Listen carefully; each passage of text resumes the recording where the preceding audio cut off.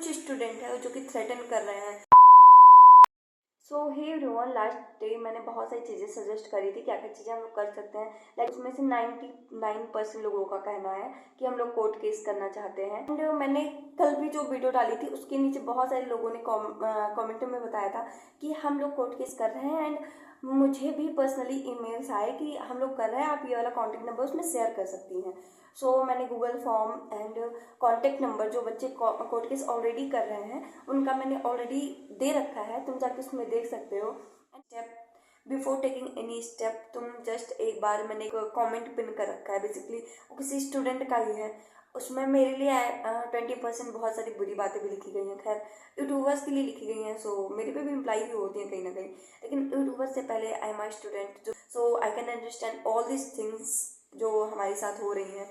And जो चीज़ें भी हमारे साथ दिक्कतें हो रही हैं, या फिर तुम अगर फाइनेंशियल वाला बताओ कि हम लोग फाइनेंशियली बहुत वीक हैं, तो I am also a student, a middle class student.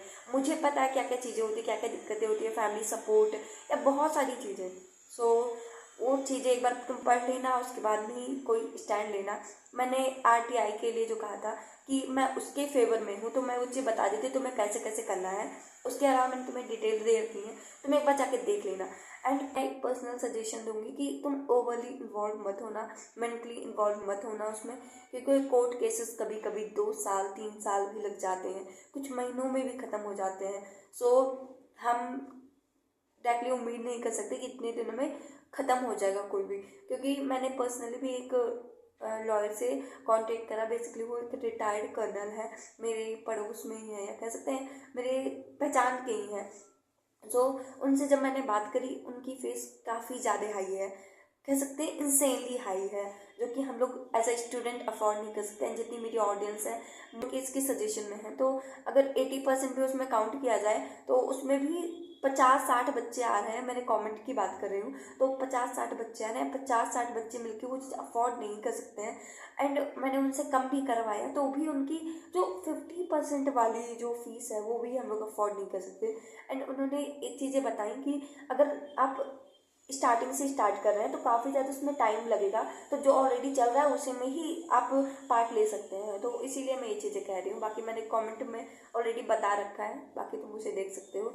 कुछ स्टूडेंट हैं जो जिनका ऑलरेडी सिलेक्टेड है, तो कुछ स्टूडेंट है उसमें से जो सपोर्ट कर रहे हैं मुझे, कुछ स्टूडेंट है जो कि थ्रेटन कर रहे हैं कि मैम आप भड़का रही हैं बच्चों को, या जो चीज़ें भी हैं। So first of all, I am not ma'am, I am just a student sharing and expressing my things. जो चीज़ें मुझे फील हो रही हैं, जो चीज़ मेरे साथ हुई हैं, गलत हुई हैं, मैं उसे उन चीज़ों को एक्सप्रेस कर रही हूँ, मैं बता रही हूँ।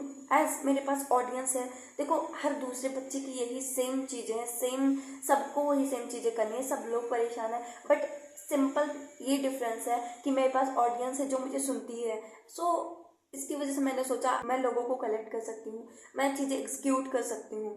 सो इसीलिए मैंने सोचा था, लेकिन सारी चीज़ें देखने के बाद मैंने, हालांकि वो सारे कमेंट डिलीट कर दिए, लेकिन सारी चीज़ें देखने के बाद मैं पर्सनली ही डिसीजन ले रही हूँ कि मैं जो भी चीज़ें करूँगी अब इंडिविजुअल बेसिस पे करूँगी।